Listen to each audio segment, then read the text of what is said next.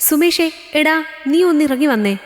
പുറത്തുനിന്നും ചന്ദ്രുവിൻ്റെ ഉറക്കെയുള്ള ശബ്ദം കേൾക്കുമ്പോൾ കണ്ടുകൊണ്ടിരുന്ന ഫോൺ കട്ടിലിലേക്ക് എറിഞ്ഞുകൊണ്ട് ചാടി എഴുന്നേറ്റവൻ പുറത്തേക്ക് വന്നു. വരാന്തയിലേക്ക് പോലും കയറാതെ മുറ്റത്തു നിന്നും അണയ്ക്കുന്നവനെ കണ്ടതും സുമേഷ് പുരിക ഉയർത്തി. എന്തിനാടാ തെണ്ടി ഇങ്ങനെ കിടന്നമറുന്നത്? നിന്റെ ആരെങ്കിലും ചത്തോ? കയ്യിലെ സ്ലീവ് ചുരുട്ടി വെച്ചുകൊണ്ട് അവൻ ചോദിക്കുമ്പോൾ കിതപ്പ് മാറ്റാനായി ഉമിനീറിറക്കി ചന്തു. ഹാ എടാ, നിന്റെ പെങ്ങള്, അവളുടെ കാര്യമാണെങ്കിൽ നീ ഒന്നും പറയണ്ട. വക്കാലത്ത് പിടിക്കാൻ നേരെ നിന്റെ വീട്ടിലേക്കായിരിക്കും വന്നത്. അളിയൻ്റെ വീട്ടിൽ എന്ത് കുറവുണ്ടായിട്ടാ അവൾക്ക് ഈ അഹങ്കാരം? വെളുപ്പാങ്കാലത്ത് കൊച്ചിനെയും കൊണ്ട് കയറി വന്നപ്പോൾ ഞാൻ തന്നെയാണ് അവളെ തിരിച്ചു പറഞ്ഞു വിട്ടത്. കെട്ടിച്ചുവിട്ട പെണ്ണുങ്ങൾ ഭർത്താവിൻ്റെ വീട്ടിൽ നിൽക്കണം. ഭർത്താവ് ചവിട്ടി, അമ്മായിയമ്മ അടിച്ചു എന്നൊക്കെ പറഞ്ഞ് കയറി വരുമ്പോൾ സ്വീകരിക്കാൻ നമ്മളുള്ളതാണ് ഇവറ്റകളുടെ അഹങ്കാരം. നീ ഒന്നും പറയാൻ നിൽക്കേണ്ട, വന്ന വഴിയെ തിരിച്ചു പോയിക്കോളും. പറഞ്ഞുകൊണ്ട് സുമേഷ് അകത്തേക്ക് കയറുമ്പോൾ ചന്ദ്രുവിൻ്റെ നെഞ്ച് ഉയർന്നു പൊങ്ങി. സുമേഷേ, സുമി ഒരബദ്ധം കാണിച്ചു. അബദ്ധോ? എന്തബദ്ധം?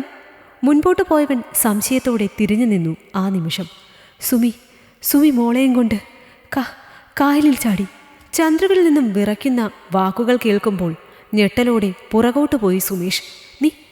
നീ എന്താ പറഞ്ഞത്? അവൻ്റെ ശബ്ദവും ഇടറിത്തുടങ്ങി. ആ നിമിഷം നീ വാ, താലൂക്ക് ഹോസ്പിറ്റലിലേക്ക് കൊണ്ടുപോയിട്ടുണ്ട്. ചന്ദ്രു വീണ്ടും പറയുമ്പോൾ മനസ്സിൻ്റെ സമനില തെറ്റിയവൻ അകത്തേക്ക് കൈ ചൂണ്ടി. അമ്മയോട് പിന്നെ പറയാം. തെക്കേ റോഡിൽ ഓട്ടോ വെയിറ്റ് ചെയ്യുന്നു. പറഞ്ഞുകൊണ്ട് ചന്ദ്രു അവൻ്റെ കയ്യിൽ പിടിച്ച് മുൻപോട്ട് ഓടുമ്പോൾ ഇട്ടിരുന്നത് മുഷിഞ്ഞ കുപ്പായ ആണെന്നത് പോലും മറന്നിരുന്നു സുമേഷ്. വലിയ പാലത്തിൽ നിന്നും ആരോ ചാടുന്നത് കക്ക വാരാൻ വന്നവർ കണ്ടു.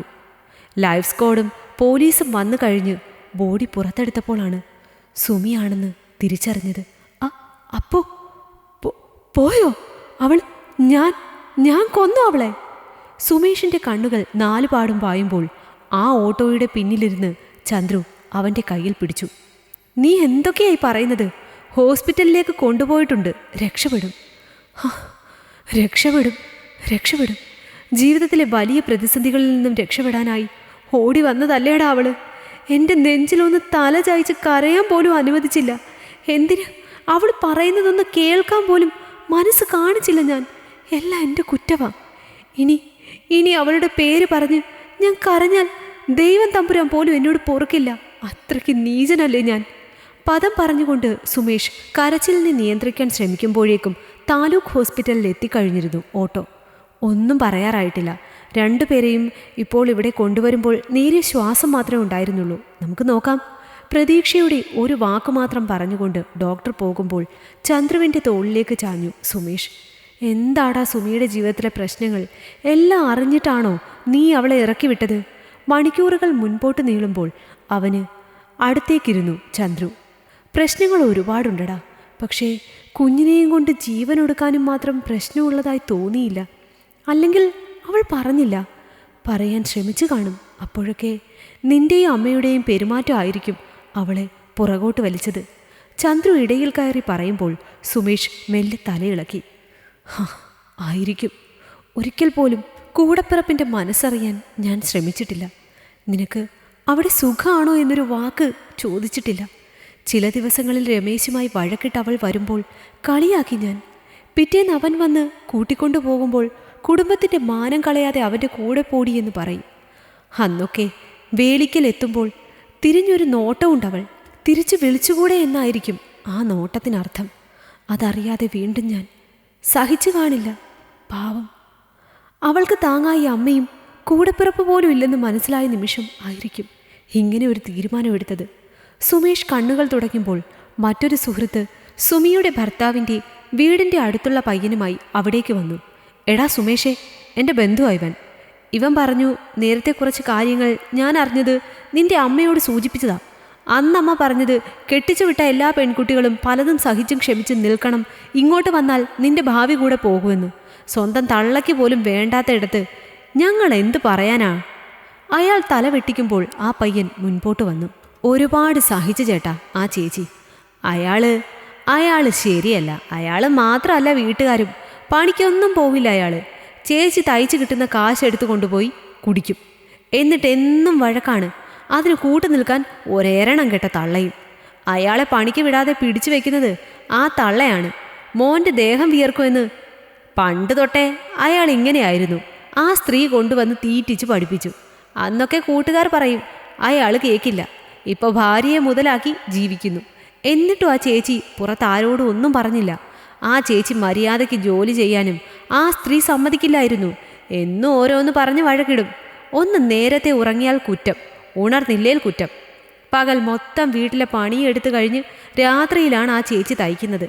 ആ വരുമാനം മാത്രമേ ആ വീട്ടിലുള്ളൂ. എന്നിട്ട് പോലും അവർക്ക് ഉറങ്ങാൻ കഴിയുന്നില്ലെന്ന് പറഞ്ഞ് മെഷീൻ എടുത്ത് തല്ലി പൊട്ടിച്ചു അയാൾ. വീട്ടിലെ അരിയും പച്ചക്കറികളും തീർന്നപ്പോൾ പോയി കൊണ്ടുവരാൻ എന്ന് പറഞ്ഞ് വഴക്കായിരുന്നു അയാളും തള്ളയും. ആകെയുള്ള വരുമാനമാർഗം നശിപ്പിച്ചിട്ട് കൊണ്ടുവന്ന് തീറ്റിക്കാൻ ആ ചേച്ചി എങ്ങോട്ട് പോകും? അവസാനം സഹികെട്ട് എൻ്റെ അമ്മയാണ് പറഞ്ഞത് കുഞ്ഞിനെയും കൊണ്ട് സ്വന്തം വീട്ടിലേക്ക് പോകാൻ. അമ്മ പറഞ്ഞിട്ട് ഞാനാ ഇന്നലെ എൻ്റെ ഓട്ടോയിൽ ചേച്ചിയെയും കുഞ്ഞിനെയും വീട്ടിൽ കൊണ്ടുവന്ന് വിട്ടത്. പക്ഷേ അതിങ്ങനെ ആകുമെന്ന് അമ്മയും കരുതിയില്ല. ആ പയ്യൻ പറയുമ്പോൾ സുമേഷ് കണ്ണുകൾ മുറുകെ അടച്ച് അതിൽ നിന്നും പെയ്തിറങ്ങുന്ന കണ്ണുനീർ അവൻ്റെ കവിളിനെ ചുട്ടുപൊള്ളിച്ചു. സ്വന്തം രക്തം അല്ലാഞ്ഞിട്ട് കൂടി ഈ പയ്യനും അവൻ്റെ അമ്മയും മനസ്സിലാക്കിയ അത്രയും പോലും ഞാൻ എൻ്റെ പെങ്ങളെ മനസ്സിലാക്കിയില്ലല്ലോ. സുമേഷ് അല്പം ഉറക്കെ കരഞ്ഞു ആ നിമിഷം. ഇനി കിടന്ന് മൂങ്ങിയിട്ട് എന്തിനാടാ? നിന്നെപ്പോലെയുള്ള വീട്ടുകാർ തന്നെയാ പെൺപിള്ളാരെ കൊലയ്ക്ക് കൊടുക്കുന്നത്. എങ്ങനെയെങ്കിലും ബാധ്യത ഒഴിച്ചുവിടാൻ നോക്കിയിരിക്കുമല്ലേ? അവനെക്കുറിച്ച് ആ നാട്ടിൽ ഒന്ന് അന്വേഷിച്ചിരുന്നുവെങ്കിൽ നേരത്തെ തന്നെ കാര്യങ്ങൾ അറിയായിരുന്നു. അതും പോട്ടെ, പണിക്ക് പോവാതെ അവൻ അവളെ മുതലാക്കുന്നത് മനസ്സിലാക്കാൻ ഒരാങ്ങളയ്ക്കും മറ്റൊരുത്തൻ്റെ സഹായം വേണ്ട, മനസ്സുണ്ടായാൽ മതി. ഇനി നിനക്ക് ചെയ്യാൻ ഒന്നേ ബാക്കിയുള്ളൂ. അവളുടെ ശരീരം കൊണ്ടുപോയി വീണ്ടും അവൻ്റെ മുമ്പിൽ കൊണ്ടുചെന്നിട്, കൊത്തി തിന്നട്ടെ. ആ ഹോസ്പിറ്റലിൽ ചന്ദ്രുവിൻ്റെ ശബ്ദം ഉയരുമ്പോൾ രമേശനും തള്ളയും അങ്ങോട്ടേക്ക് ഓടി വന്നു. അളിയ, എൻ്റെ സുമി പറഞ്ഞു തീരും മുമ്പേ സുമേഷിൻ്റെ കാൽ അവൻ്റെ ഉദരത്തിൽ പതിഞ്ഞു. അയ്യോ, ഈ കാലൻ എൻ്റെ കുഞ്ഞിനെ തല്ലി കൊല്ലുന്നേ! ആ സ്ത്രീയുടെ ശബ്ദം ഉയരുമ്പോൾ ചന്ദ്രു അവർക്ക് നേരെ തിരിഞ്ഞു. മിണ്ടരുത് തള്ളേ, ഇതിലും വലിയ അടി ആ പെണ്ണ് നിന്റെ വീട്ടിൽ കിടന്ന് വാങ്ങുമ്പോൾ നിനക്ക് നൊന്തില്ല. നീ കൂടെ നിന്ന് ഉപദ്രവിച്ചു. നീയൊക്കെ ഒരു സ്ത്രീയാണോ? സ്ത്രീകൾക്ക് തന്നെ അപമാനമാണ് നിങ്ങൾ. ചന്ദ്രുവിൻ്റെ കൈ അവർക്ക് നേരെ ഉയരുമെന്ന് കണ്ടതും പുറകോട്ട് വലിഞ്ഞവർ. ആ നിമിഷം കൊണ്ട് രമേശ് വാങ്ങിക്കൂട്ടി കഴിഞ്ഞിരുന്നു. ഇനി നിനക്ക് നിന്റെ തള്ളയ്ക്കും ചിലവിന് തരാൻ എൻ്റെ പെങ്ങൾ ആ വീട്ടിലേക്ക് വരില്ല. ജീവനോടെ അവൾ തിരിച്ചു വന്നാൽ അവളെയും കുഞ്ഞിനെയും ഞാൻ നോക്കും. മറിച്ചാണെങ്കിൽ അവളുടെ വീട്ടിൽ 6 അടി മണ്ണ് അവൾക്കായി ഞാൻ മാറ്റിവെക്കും. സുമേഷ് ഉള്ളിലെ സങ്കടവും കുറ്റബോധവും ആ വരാന്തയിൽ പെയ്തിറക്കി ആ നിമിഷം. വാ മോളെ, നിനക്ക് അവകാശപ്പെട്ട നിന്റെ വീടാണിത്. ഇവിടെ നിന്നും ഈ ഏട്ടൻ നിന്നെ ഇനി ഇറക്കി വിടില്ല. ഓട്ടോയിൽ ഹോസ്പിറ്റലിൽ നിന്നും വന്ന് ഇറങ്ങിയവളുടെ കയ്യിൽ നിന്നും കുഞ്ഞിനെ വാങ്ങി സുമേഷ്. നമ്മുടെ അമ്മയും ഞാനും നിന്റെ കുഞ്ഞും ഇനി ഇവിടെ താമസിക്കും. അവൻ വരില്ല നിന്നെ തേടി. വന്നാൽ എൻ്റെ ശവത്തിൽ ചവിട്ടിയേ നിന്നെ ഒന്ന് തൊടൂ. ഇത് ഈ ഏട്ടൻ്റെ വാക്കാണ്. അവൾ ചേർത്ത് നിർത്തി പറയുന്ന സുമേഷിൻ്റെ ആ ഒരു വാക്ക് മതിയായിരുന്നു അവൾക്ക് അവളുടെ ജീവിതം മുൻപോട്ട് നയിക്കാൻ. ഇതുപോലെ ഒരു വാക്ക് ഒരിക്കലെങ്കിലും പറഞ്ഞിരുന്നുവെങ്കിൽ ഒരുപാട് പെൺകുട്ടികൾ ഇന്നും നമുക്കൊപ്പം കണ്ടേനെ. ഈ കഥ നിങ്ങൾക്കിഷ്ടമായെങ്കിൽ ലൈക്ക് ചെയ്യൂ. നിങ്ങളുടെ അഭിപ്രായങ്ങൾ കമന്റായി രേഖപ്പെടുത്തൂ. കൂടുതൽ കഥകൾ കേൾക്കാൻ ഈ ചാനൽ സബ്സ്ക്രൈബ് ചെയ്യൂ.